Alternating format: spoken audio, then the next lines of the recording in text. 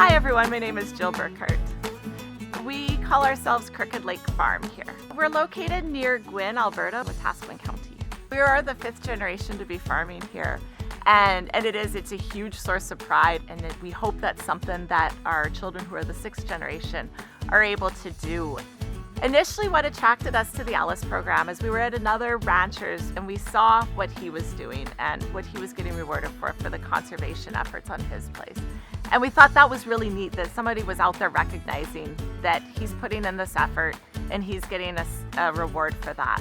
And so we contacted our ALUS coordinator and just talked to her about a couple of our ideas for projects, and she said that was great, and just having that reward behind it gives you sort of a little bit of motivation to go ahead with things. You know they're of conservation value. That motivation was enough to push us to go through with our projects. We currently have 2 ALUS projects on our land. The one ALUS project consists of reestablishing bush or reestablishing the natural trees that are there. What we did is we fenced off the area and we just left it. And so once we fenced that land off, we were able just to let that land sit again and let land naturally heal itself. And it's become a home for all sorts of birds and waterfowl. There's little ephemeral sloughs in there. So a couple years ago we had a duck nesting.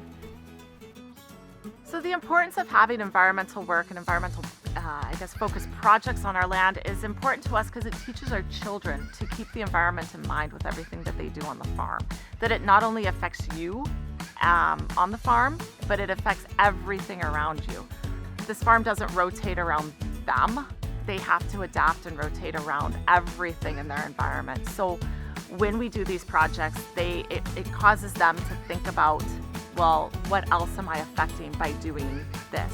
So if I graze this area heavily, who else am I affecting? It's not just me and my cattle and the grass. It's more than that. So it's more teaching them to think spatially and to think about the environment and keep the environment in mind with everything they do.